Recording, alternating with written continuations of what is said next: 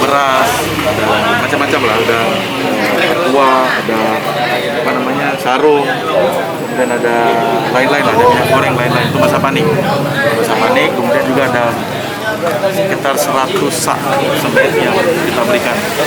Ada hikmahnya, hikmah baiknya tentu Allah akan berikan sesuatu yang lebih baik. Dan kita tunggu saja, mudah-mudahan nanti dengan gotong royong masyarakat kita bisalah mereka bisa hidup normal kembali, bisa melakukan pembangunan terhadap rumah yang mereka sudah diantar.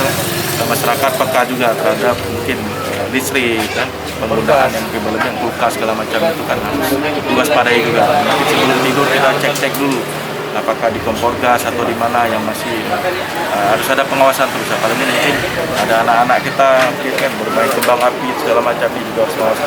Saya pikir itu himbauan saya dan menyarankan kepada masyarakat kita.